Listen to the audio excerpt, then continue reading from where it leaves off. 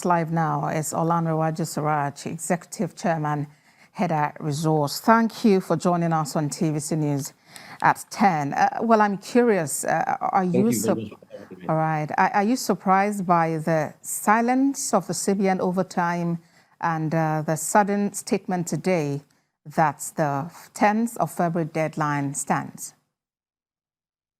Well, I think it is just really surprising, and it is rather very unfortunate.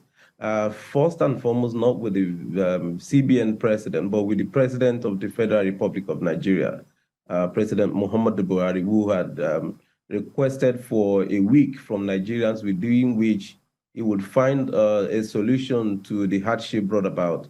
What I would consider a laudable initiative of the currency change, but unfortunately, it's been down 1 week, and the president is not morally challenged to have spoken to Nigeria after requesting for 1 week, timeline to work out some form of, solution to the hardship. I mean, it behoves on the president to speak to Nigerians by whatever means that is possible officially, and then communicate to citizens what has been his action. It is not sufficient to just have meeting with the central bank governor, including that of yesterday, I think, and that will be considered sufficient action on the part of the president. I think that is the first major surprise and also disappointment for me and for quite a number of Nigerians who thought, within 1 week, the president will be able to come up with something new and something different from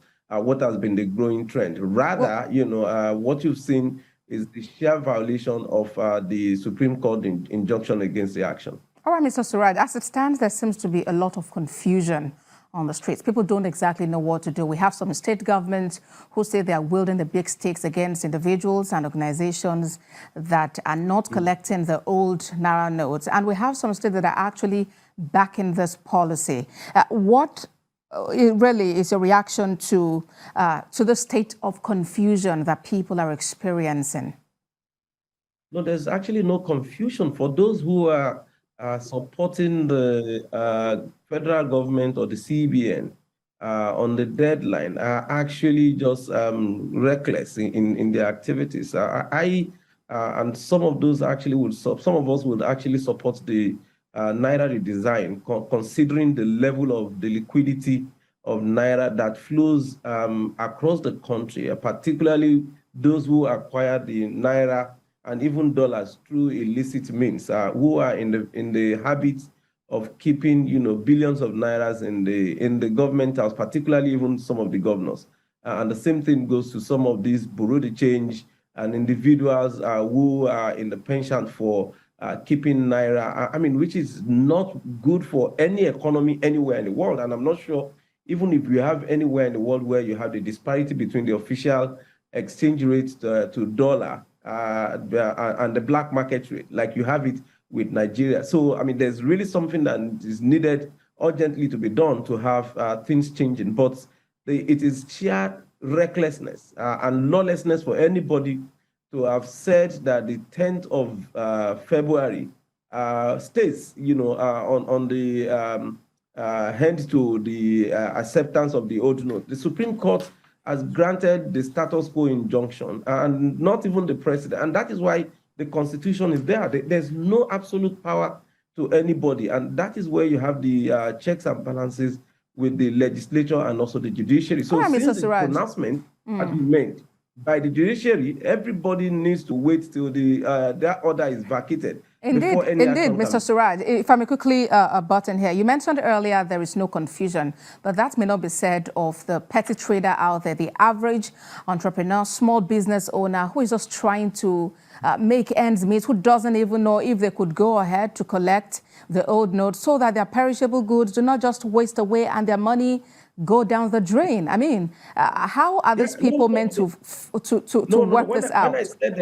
When I said there's no confusion, I'm talking about the governors and the elites, the ones who are saying, the CBN should wield the big stick by halting the collection of the old notes. Those are the confusionists. There's no confusion about the situation. The moment the Supreme Court already made a pronouncement over the issue, that becomes the situation. Unfortunately, also, like you rightly observe, the failure of the implementation of the policy is the inability of the CBN governor, and I think also including the president, who gave him the go-ahead and also granted the support, and who failed after requesting for 7 days, time to find a solution, to understand the implication of some of these actions for these petty traders, the informal sector that you have just mentioned. These are the worst hit people.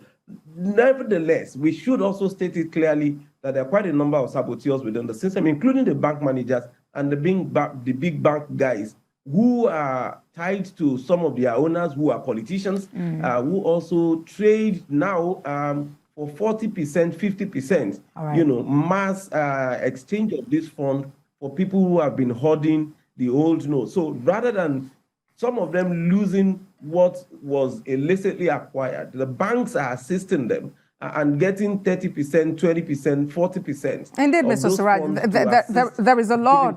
there is a lot really to say on this matter, but I'm afraid that's the much time would permit us to take tonight. Thank you very much for sharing your thoughts with us, Executive Chairman Heda Olarenwaju Suraj. Thanks again.